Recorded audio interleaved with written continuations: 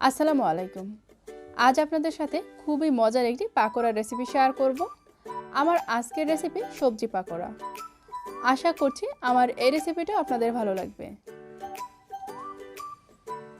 পাকোড়া তৈরি করার জন্য প্রথমেই নিয়ে নিচ্ছি হাফ কাপ পরিমাণ আলু কুচি, সেই সাথে দিয়ে দিচ্ছি ফুলকপি, গাজর, সিম, পটল। আর এই সব সবজি আমি হাফ কাপ করে নিয়েছি। আপনারা অবশ্যই পরিমাণটা আপনি কতটুকু বানাতে চান সেই অনুযায়ী নিয়ে নেবেন। এবার এর মধ্যে দিয়ে দিচ্ছি হাফ কাপ পরিমাণ পেঁয়াজ কুচি, দিয়ে দিচ্ছি কাঁচামরিচ, ঝালটা অবশ্যই আপনাদের টেস্ট অনুযায়ী দিয়ে দিবেন।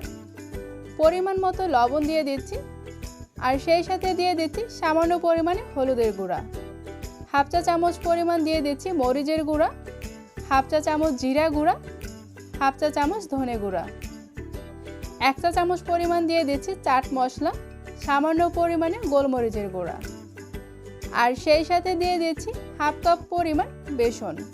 আর এই বেসনটা আমার ঘরে তৈরি, লিঙ্কটা আমি ডেসক্রিপশন বক্সে দিয়ে দেব, আপনারা চাইলে সেখান থেকে দেখে নিতে পারেন। আর সেই সাথে দিয়ে দিচ্ছি 2 টেবিল চামচ পরিমাণ কর্নফ্লাওয়ার। কর্নফ্লাওয়ারের পরিবর্তে আপনারা চাইলে চালের গুঁড়ো ব্যবহার করতে পারেন। এবার এর মধ্যে পরিমাণ মতো পানি দিয়ে সবটা খুব ভালোভাবে মেখে নেব। সবজির মধ্যে বাইন্ডিং না আসা পর্যন্ত এতে সামান্য পরিমাণ পানি, বেসন, কর্নফ্লাওয়ার দিয়ে মেখে নেব।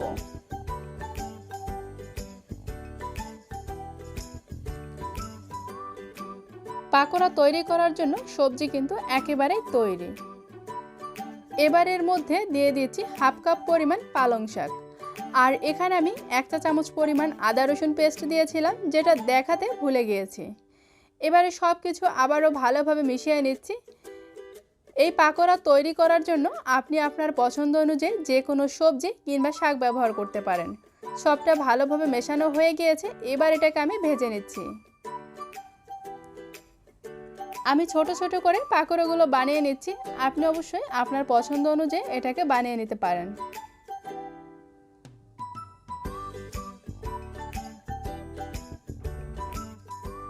যেসব বাচ্চারা সবজি খেতে চায় না, তাদের কিন্তু এভাবে পাকোড়া বানিয়ে সবজিটা খাওয়াতে পারেন।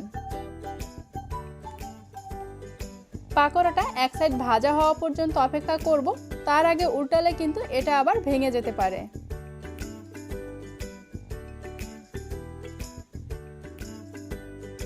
পাকোড়াগুলোকে উল্টিয়ে দিচ্ছি, আর এভাবে উল্টে পাল্টে এটাকে ব্রাউন কালার করে ভেজে নেব। এই পাকোড়াটা খেতে কিন্তু খুবই মজা। যারা এভাবে এখনও তৈরি করেননি তারা অবশ্যই একবার বানিয়ে দেখবেন, আশা করছি এর স্বাদ ভুলতে পারবেন না। তো আমার সবগুলো ভাজা হয়ে গিয়েছে, এবার এটাকে তুলে নিচ্ছি এবং বাকিগুলো একইভাবে ভেজে নেব। দারুণ স্বাদের এই সবজির পাকোড়া রেসিপিটি ভালো লাগলে অবশ্যই একটা লাইক করুন, কমেন্ট করুন এবং প্রিয়জনদের সাথে শেয়ার করুন। আর এরকম সব সহজ এবং মজাদার রেসিপি নিয়মিত পেতে চ্যানেলটি সাবস্ক্রাইব করে পাশে থাকা বেল আইকনটি ক্লিক করুন। আজকের মতো এখানেই বিদায় নিচ্ছি, ফিরে আসবো নতুন কোনো রেসিপি নিয়ে। সেই পর্যন্ত ভালো থাকবেন। আল্লাহ হাফেজ।